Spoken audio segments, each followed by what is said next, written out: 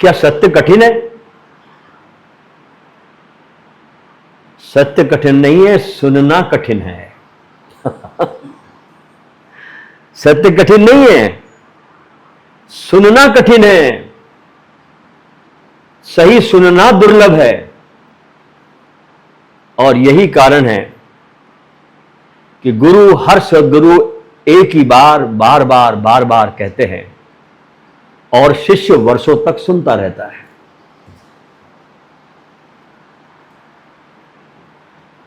बदलता वाक्य नहीं, ख्याल रखना, हर सद्गुरु ने एक ही बात बोली है, तत्वमसि। बदलता वाक्य नहीं है, बदलता है कौन? सुनने वाला।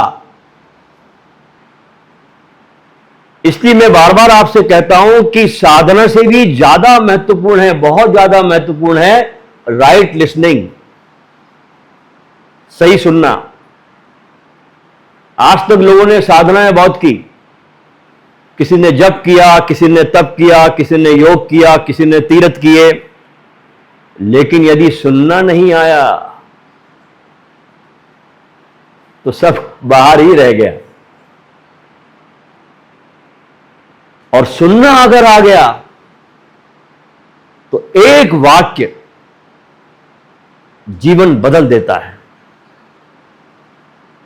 उपनिषद में शिष्य वर्षों तक गुरु के पास बैठते, जैसे आप बैठे नहीं यहां पर, ऐसे वर्षों तक गुरु के पास बैठते थे उपनिषद काल में।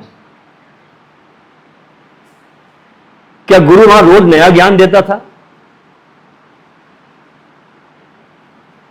बिल्कुल नहीं। गुरु तो वही सत्य बार बार कहता था, वही सत्य, सत्य तो एक ही है ना, वही सत्य बार बार कहता था। बदलाव उस समय ज्ञान में नहीं होता था, बदलाव श्रवण में आ जाता था, सुनते सुनते। ज्ञान में बदलाव नहीं था, श्रवण में बदलाव आ जाता था। अब मैं आपको राइट लिसनिंग के 3 सूत्र देता हूं। बहुत महत्वपूर्ण सत्संग है, आप बड़े सौभाग्यशाली है जो आपको सत्संग मिल रहा है, ये कहीं नहीं मिलेगा आपको। इन 3 सूत्रों को आप अपने जीवन में उतार लेना। पहला सूत्र, जो बोल रहा है, चाहे कोई भी बोले, जहां आपकी श्रद्धा हो, वो ईश्वर है। जब गुरु बोलता है तो उसको केवल व्यक्ति की तरह मत देखना, पहली बात। उसके शरीर को मत देखना, उसकी उम्र को मत देखना, उसकी भाषा को मत देखना। यह देखना कि अस्तित्व पूरा इसके माध्यम से बोल रहा है।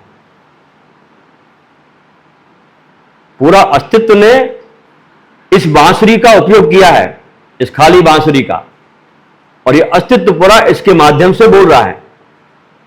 और जिस दिन यह श्रद्धा आपके भीतर आ गई, उस दिन आपका सुनना बदल जाएगा। दूसरा सूत्र, जो सुन रहा है वो भी परमात्मा से जरा भी अलग नहीं है। तत्वमसि है ना, तू भी वही है, वो अलग नहीं है। तुम्हारी आत्मा ही सुन रही है, और आत्मा आत्मा को पहचानती है। आत्मा ही आत्मा को जान सकती है। जैसे अहंकार अहंकार को पहचानता है, ऐसे आत्मा आत्मा को पहचानती है।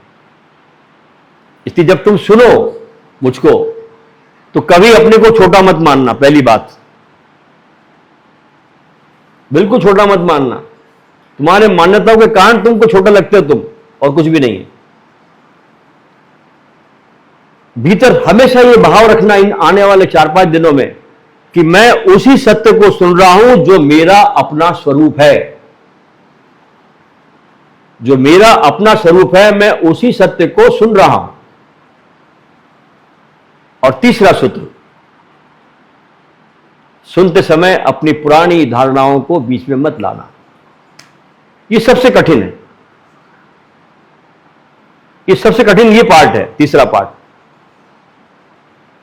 गुरु एक बात बोलता है और हमारा मन तुरंत क्या बोलता है, लेकिन यार मेरे गुरु ने तो ऐसा बोला ही नहीं था,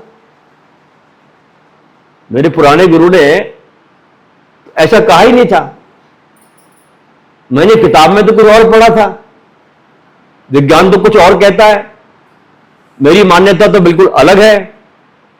और जब तक लेकिन है, क्या है लेकिन, शब्द पे ध्यान देना, जब तक तुम्हारे जीवन में लेकिन है तब तक बोध नहीं है। तो सत्य को सुनने के लिए क्षण भर के लिए भी अपने मन को छुट्टी दे देनी पड़ती है।